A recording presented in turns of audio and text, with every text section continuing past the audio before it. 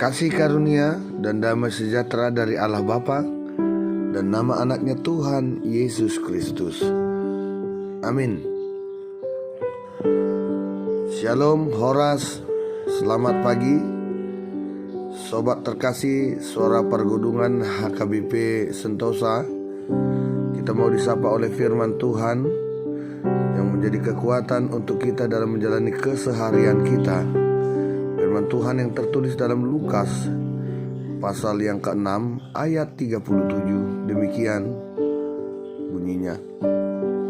Janganlah kamu menghakimi, maka kamu pun tidak akan dihakimi. Dan janganlah kamu menghukum, maka kamu pun tidak akan dihukum. Ampunilah dan kamu akan diampuni. Demikian kebenaran firman Tuhan. Sobat terkasih Suara Pergudungan yang dikasihi oleh Tuhan Yesus Kristus, kita telah menyadari bahwa manusia penuh dengan kelemahan dan tak seorang pun ada yang sempurna. Oleh karena itu adalah hal yang patut untuk dimaklumi jika ada seseorang yang melakukan kesalahan. Artinya, bisa saja terjadi seseorang melakukan kesalahan tanpa disengaja. Dalam situasi seperti itu kita tidak perlu menghakimi, apalagi sampai membuli seseorang. Sobat terkasih Suara Pergudungan yang dikasihi oleh Tuhan Yesus Kristus, pada masa Yesus ada kelompok agama dalam Yahudi yang menganggap dirinya lebih saleh dan kudus, yaitu kaum Farisi dan ahli Taurat. Mereka cenderung menilai bahwa mereka lebih saleh ketimbang orang lain. Bahkan secara terang-terangan menilai dan menghakimi orang lain seolah penentu pintu masuk surga.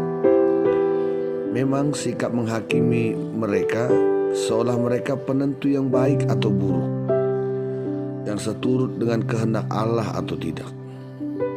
Jika saleh hanya untuk dinilai saleh, itu adalah kemunafikan. Jika kita menganggap kita kudus dan menghakimi sikap dan perbuatan orang lain, itu adalah tidak tahu diri. Sobat terkasih Suara Pergudungan, apa yang mau kita ambil dalam firman Tuhan? Terlebih kita mau melihat Yesus memberikan pengajaran dan melarang keras untuk menghakimi sesama. Setidaknya ada beberapa hal yang harus dipertimbangkan. Yang pertama, menghakimi orang lain.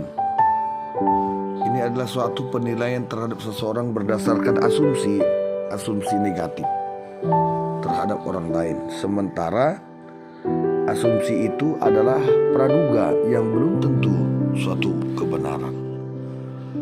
Padahal dengan menghakimi kita sudah memvonis atau menyatakan orang lain salah menurut kacamata kita sendiri.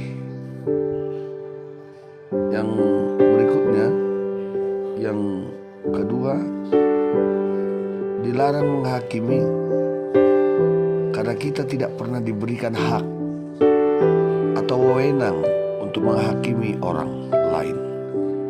Tugas kita adalah menasihati, membimbing, mengajarkan agar orang itu berubah dari kesalahan kepada hidup dalam kebenaran.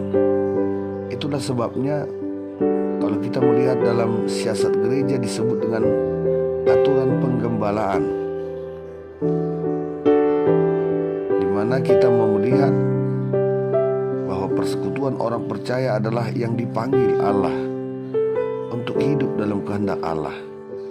Dalam memenuhi itu, setiap percaya wajib saling memperhatikan dan saling menasihatkan. Yang ketiga, Menghakimi itu adalah hak Allah.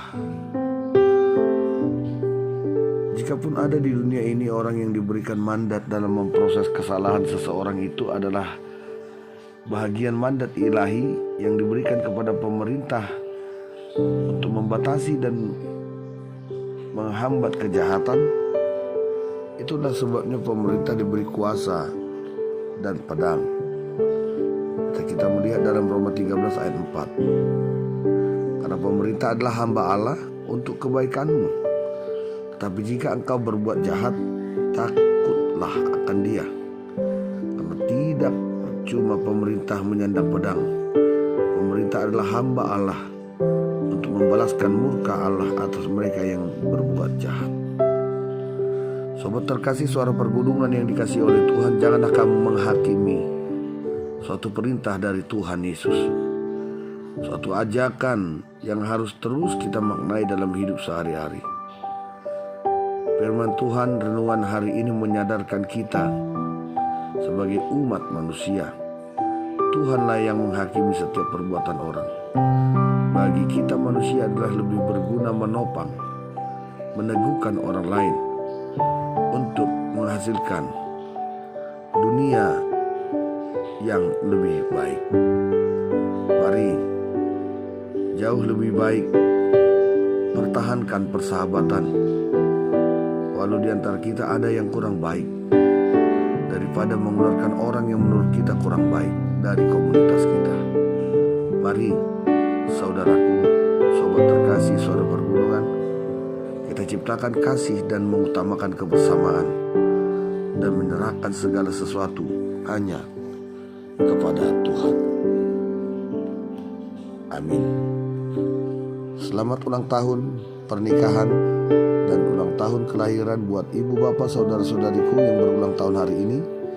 Panjang umur, Tuhan Yesus memberkati. Amin.